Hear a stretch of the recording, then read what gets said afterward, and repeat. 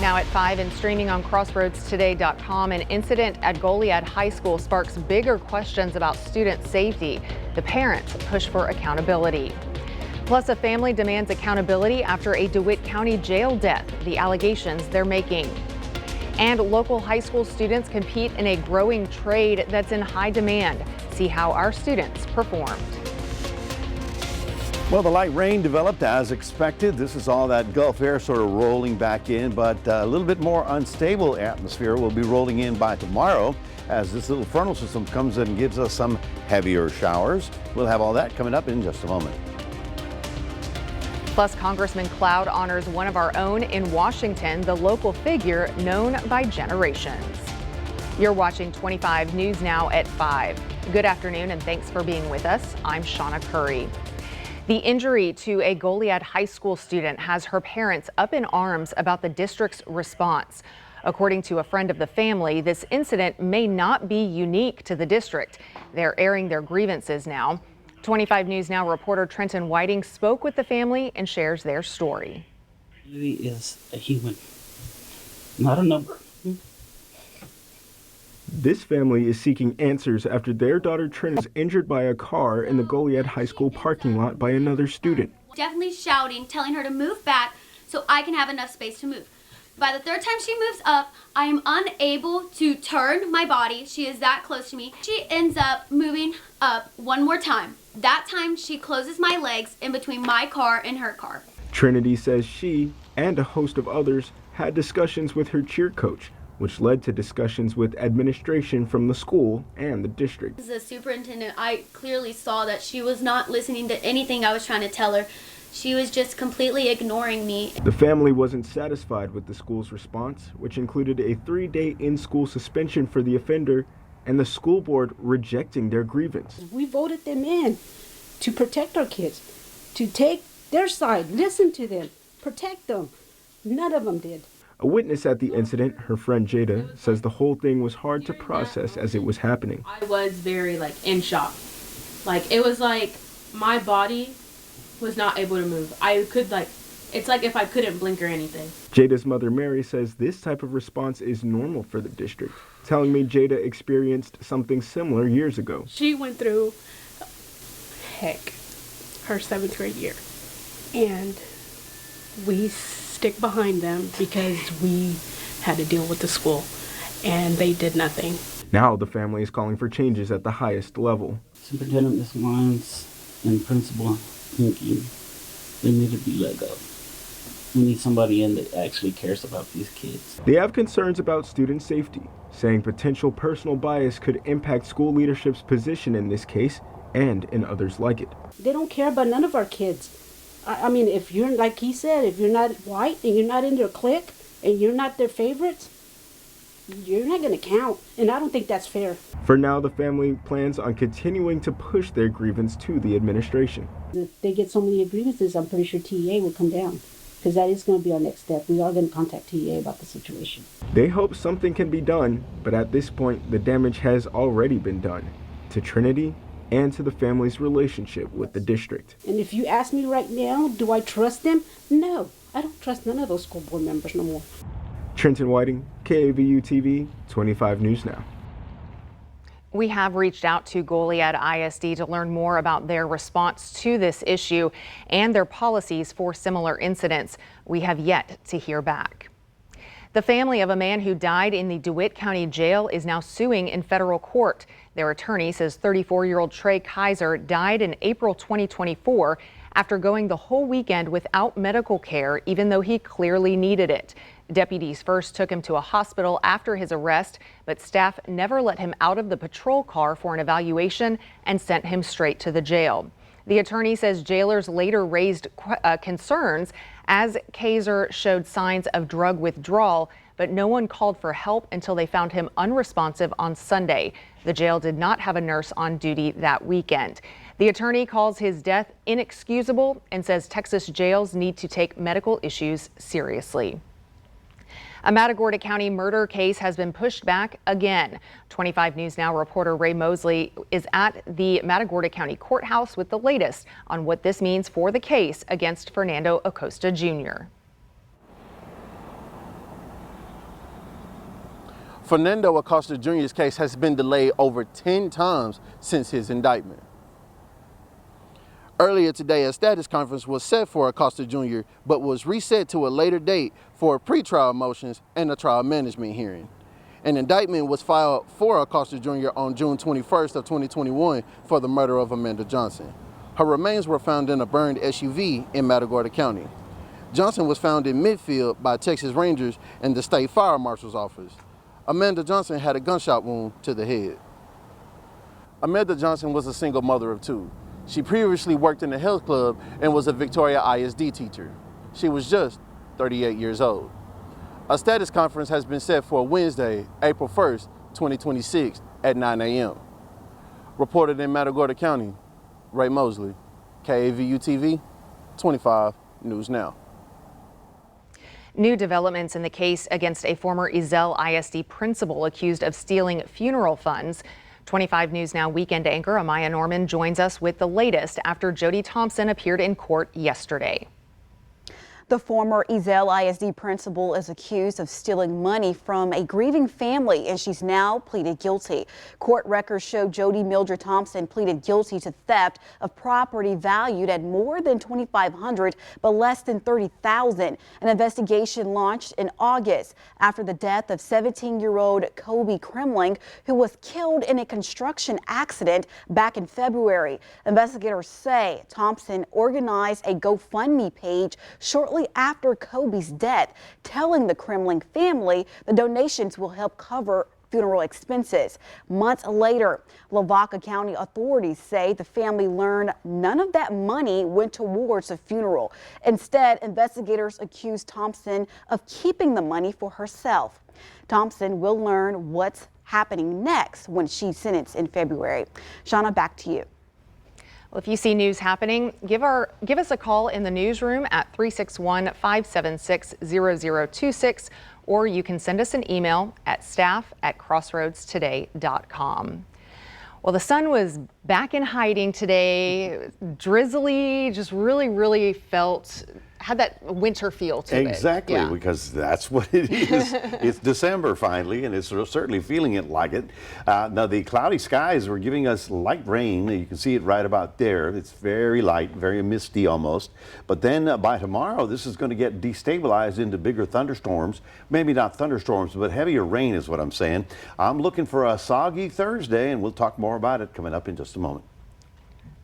Texas Congressman Henry Cuellar is thanking President Trump for pardoning him and his wife, who were facing conspiracy and bribery charges. Cuellar told reporters he is grateful for the pardon and for the support his family received during what he called a difficult time. He said nothing has changed as he shifts back to his re-election campaign. And when asked whether he is still running as a Democrat, Cuellar repeated the same answer: nothing has changed, before heading into his office and leaving other questions about the pardon unanswered. Ostwell Tivoli ISD is getting new resources to help students train for in-demand medical jobs before they even finish high school. The district received a $220,000 state grant to launch a phlebotomy program. The money comes from the Texas Workforce Commission, which awarded more than $1 million to 6 school districts statewide.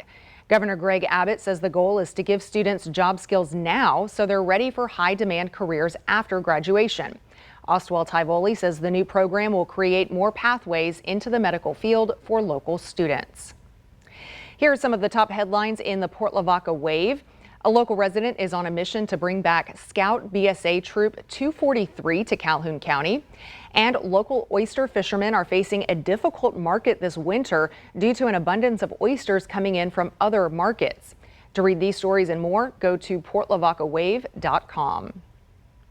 Crossroads High School students competed in a welding competition hosted by Formosa Plastics and Point Comfort.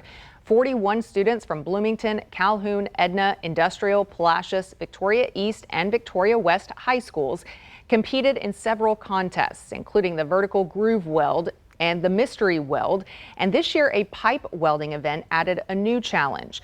The competition became a tradition in 2019, giving students a chance to test their skills and show what they can do in a growing trade. We started in 2019 doing this.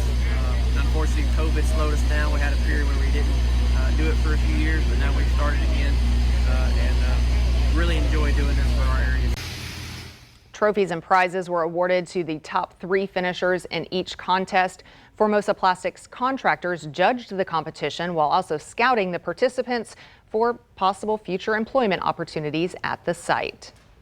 And Congressman Michael Cloud honored one of Victoria's most beloved figures on the House floor, Brother Gary Moses. For over 50 years, Brother Gary has been the heart of the Crossroads region, teaching at Patty Welder Middle School, voicing radio shows on Magic 95.9, and bringing joy to community events like the Christmas Parade, Victoria Generals games, and Toys for Tots. At 73, he still shows up with energy and a smile, reminding Victorians they're all family.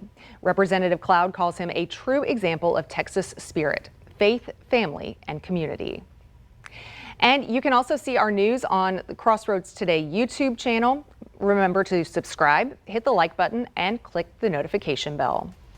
Stay with us. Straight ahead on 25 News Now at 5. A significant shift in vaccine policy could be coming, the change affecting newborns. Plus, a bizarre condition tied to marijuana use is sending people to the ER, what doctors are seeing more of.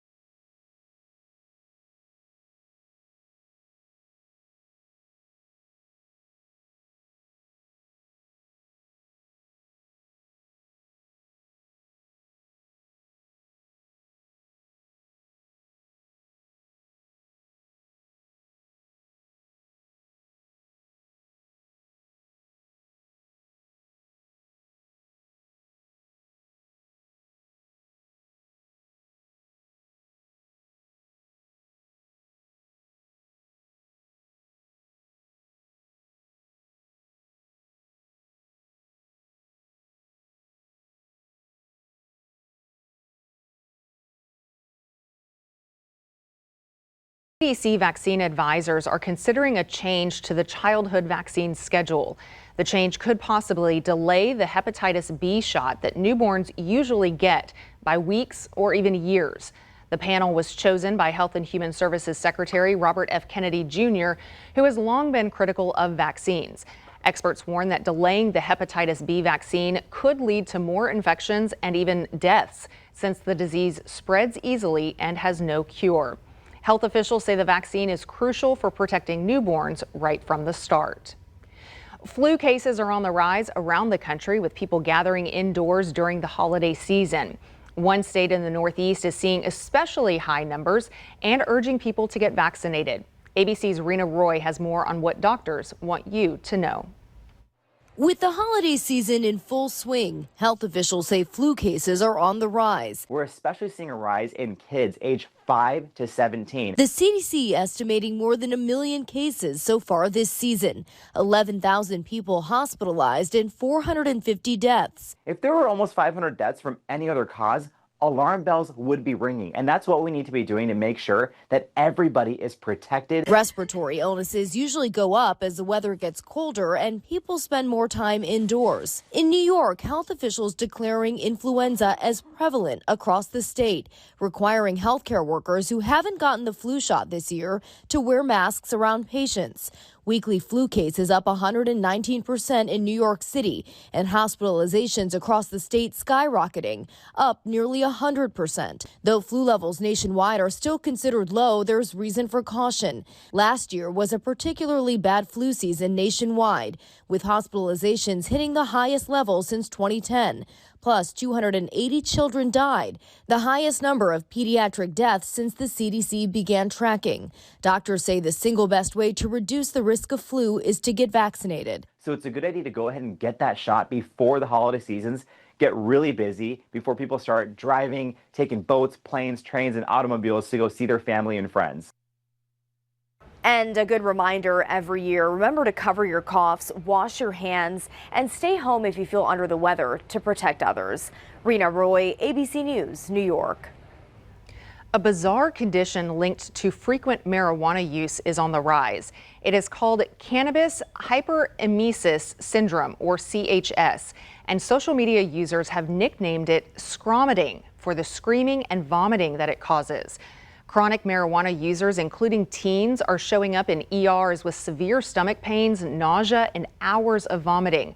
Doctors say they see the same patients repeatedly, often having to run tests to rule out worse conditions. Experts suspect it's linked to much higher THC levels in cannabis today, as much as 4 times stronger than decades ago.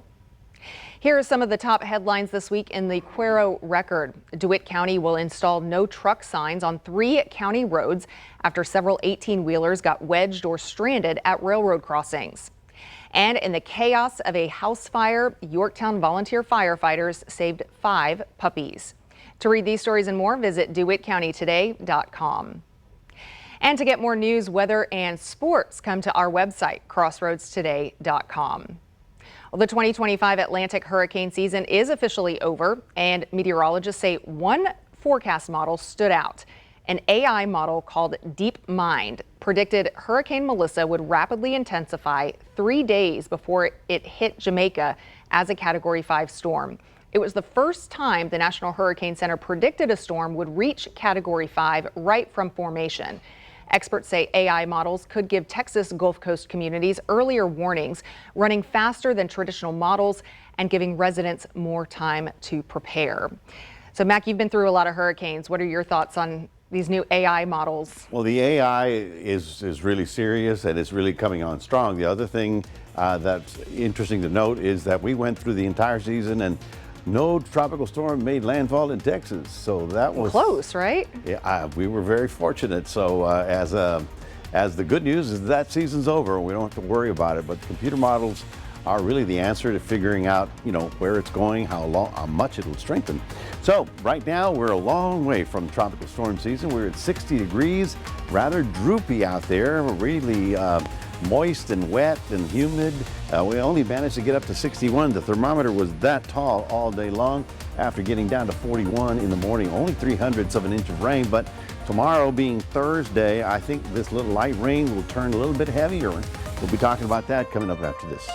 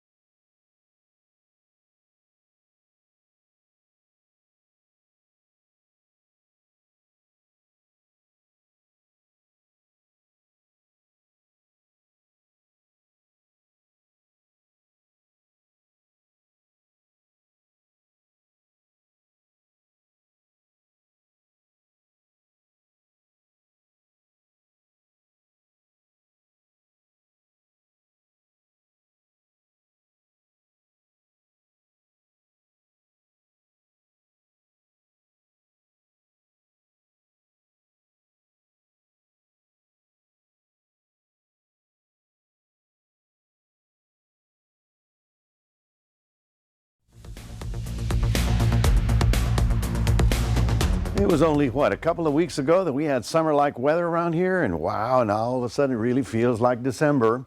Well, today we got the return of the Gulf moisture, and you can see how that humid air off the water is coming into slightly cooler land. As a result, we're getting this overrunning pattern or this light rain and drizzle that's been sort of with us most of the afternoon. Now, tomorrow things get a little bit more interesting because we have this frontal system that's going to be running into our area, and that's going to shall we say, give it a little bit more fire, and therefore we may have a couple of heavier showers. At this point in time, yesterday we thought it was going to be more thunder showery, but at this time we're just going to go for a little bit steady, heavy rain. So still a sloppy day for Thursday and Friday, but then it does clear up as things start moving a lot very quickly this time of the year. As we take a look at the big picture, the big Midwest storm, that one's gone. Now the bitter cold air. Yeah, bitter cold air is now beginning to roll into the upper Midwest. And whoever wanted Christmas time, well, it's part of the cold weather as well. There you can see that this is the light rain that we've been talking about. Here's Victoria.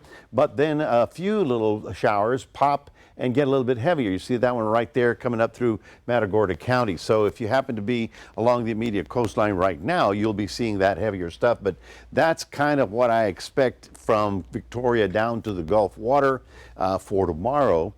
So we'll just say sloppy, wet, and a little bit heavier on the rainfall totals. Well, as some of you know, our sports director, Mr. Max, is back home in Ohio. And so this is the pictures that he sent us from down there. I guess that's his backyard. Very nice. It looks beautiful when you can take a picture of it, but when you got to do the sidewalks, that's a whole different ballgame, right, folks? All right, tonight we'll be only at 55 degrees, and tomorrow's high temperature is not going to get much higher than that. We're going to have a very short thermometer. We'll get up to about 58. What you will notice tomorrow, Thursday, the northwest wind will kick in and we'll start getting a little windy and it'll feel much colder. Now, here's the light rain activity. Here's the heavier stuff. And then we see up here what's going on. We've got snow that's likely to occur tonight in Amarillo, possibly halfway down to the Lubbock area. This is coming out of the Rockies, but as we go forward into Thursday morning, you can see how that snow band sort of stretches out. We're still on the sloppy wet side right about here, and we go all the way to Thursday evening, and it does look like it's going to pull away, but not necessarily. On Friday, we get another surge of that moisture on top of us. Therefore, more rain is expected, and it's not until Friday afternoon when that finally pulls away and finally gives us a little bit of a clearing weather just in time for the weekend. So the week is sloppy, which is okay. The weekend is even better. All right, we're looking for light rain to heavy rain, moderate showers in the area tomorrow, getting up. Well, here's the weird part. The warmest part of the day will be to midnight. Then the coolest part of the day will be in the afternoon tomorrow when that north wind kicks in. It'll be probably at 20, 25 miles an hour. In Cuero, you're going to have a high of only 54, so bundle up, stay on the warm side. And then, like I said, heavier showers on Thursday, more on Friday, and then decreasing stuff for Saturday, Sunday, with the temperatures getting back up to the upper 60s. That's your 7-day forecast. Reminding everybody we do have a QR code. Love for you to scan that. Put Crossroads Today on your phone. And we'll toss it back to Shawna. Still to come, holiday shipping deadlines are approaching fast. We'll show you when to send your gifts for them to arrive by Christmas.